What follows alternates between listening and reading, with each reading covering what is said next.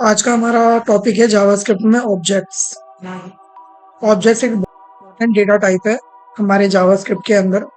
तो ऑब्जेक्ट्स को समझना बहुत ज़रूरी है। ऑब्जेक्ट डेटा टाइप बिल्कुल रियल वर्ल्ड ऑब्जेक्ट की तरह ही है, जैसे हमारे आसपास सामान होते हैं, जैसे कि गाड़ी है, घर है, लोग हैं, एटीएम है। ये सारे जो भी सामान है हमारे आसपास में, ये सभी ऑब्जेक्ट को हम, अगर इन सब चीज़ों को हमें स्टोर करना है जावास्क्रिप्ट के अंदर, तो हम ऑब्जेक्ट डेटा टाइप में स्टोर कर सकते हैं। ऑब्जेक्ट डेटा टाइप डेटा को एक की वैल्यू पेयर में स्टोर करता है। ये रिलेटेड डेटा को एक साथ ग्रुप करके रखता है। जैसे अगर मुझे किसी पर्सन से रिलेटेड डेटा को स्टोर कराना है, जैसे पर्सन का नाम, पर्सन का एड्रेस, पर्सन की एज, ये सारी चीजें अगर मुझे स्टोर करानी है जो किसी एक पर्टिकुलर एंटिटी पर से रिलेटेड है, तो उसके लिए हम ऑब्जेक्ट डेटा टाइप को स्टोर कर सकते हैं। ऑब्जेक्ट के पास में प्रॉपर्टीज हो सकती हैं, जैसे कि उसका कलर क्या है, उसकी एज क्या है, या उसका नाम क्या है। ऑब्जेक्ट के पास में मेथड्स भी हो सकते हैं, जैसे पर्सन के केस में पर्सन स्पीक, पर्सन बोलता है, भागता है, पर्सन वॉक करता है। ये सारे एक्शंस हैं, ये सभी मेथड्स हैं, फंक्शंस हैं। ये सारी चीजें हम स्टोर करा सकते हैं ऑब्जेक्ट के अंदर। तो जैसे अगर हम एक रियल लाइफ एग्जांपल देखें, तो हमारे पास कार एक ऑब्जेक्ट है।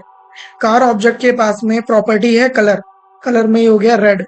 इसके पास में टायर्स करके एक प्रॉपर्टी है, जिसमें नंबर टाइप का डेटा होगा, जिसमें 4 हम लिखेंगे कि 4 टायर है इस गाड़ी के। हम मॉडल लिख सकते हैं, मॉडल, गाड़ी का मॉडल है सुजुकी, तो इसमें स्ट्रिंग डेटा टाइप का हो गया, ये भी स्ट्रिंग डेटा टाइप हो गया। तो ये तीनों प्रॉपर्टीज हो गई हमारे ऑब्जेक्ट की। इसके बाद हमारी कार के पास में 2 मेथड्स भी हो सकते हैं। एक स्टार्ट मेथड, जैसे कोई इस स्टार्ट मेथड को कॉल करेगा तो मेरी गाड़ी शुरू हो जाएगी। एक स्टॉप मेथड, जो कि मेरी गाड़ी को रोकने के काम आएगा।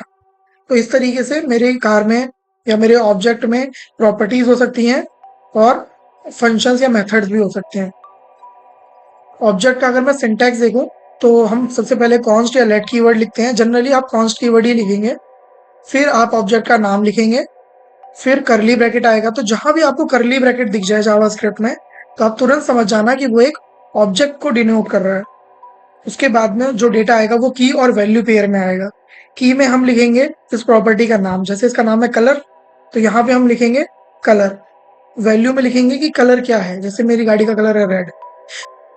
मैंने एक ऑब्जेक्ट बनाया कार नाम से, ये मेरा एक खाली ऑब्जेक्ट बन गया है। इसके अंदर मैंने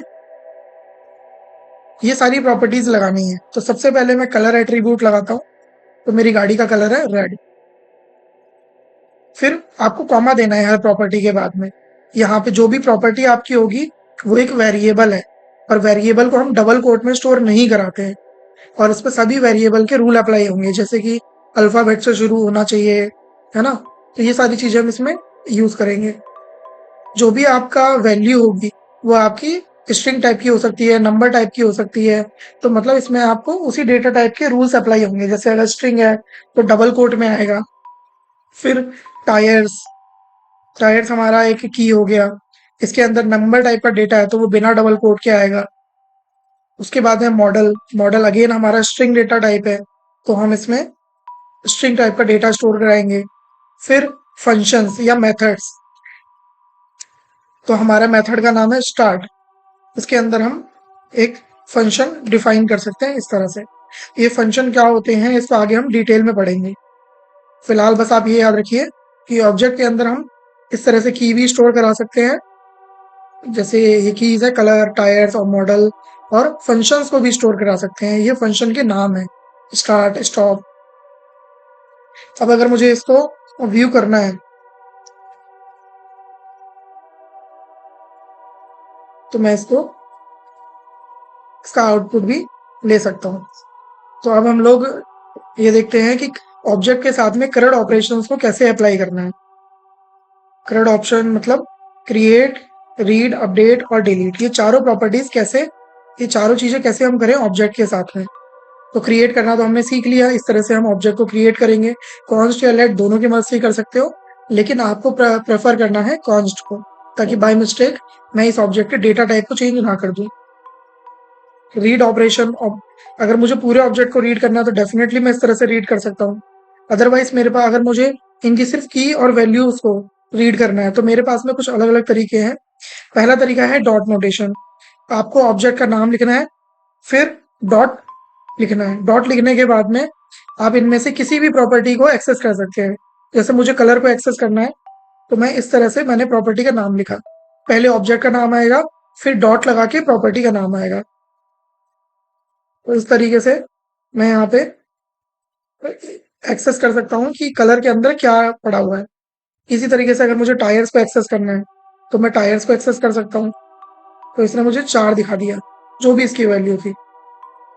आप डॉट नोटेशन से कर सकते हो, आप ऑब्जेक्ट नोटे स्क्वायर ब्रैकेट से आप इसको एक्सेस कर सकते हो। स्क्वायर ब्रैकेट, इसके अंदर जो डेटा आएगा वो स्ट्रिंग टाइप का आएगा। स्क्वायर ब्रैकेट ऑब्जेक्ट आपको लिखना है, फिर स्क्वायर ब्रैकेट, और फिर जो भी आपके वेरिएबल का नाम है वो एज अ स्ट्रिंग हम पास कर देंगे, जैसे टायर्स। तो सेम इस तरह से भी मैं डेटा को एक्सेस कर सकता हूँ।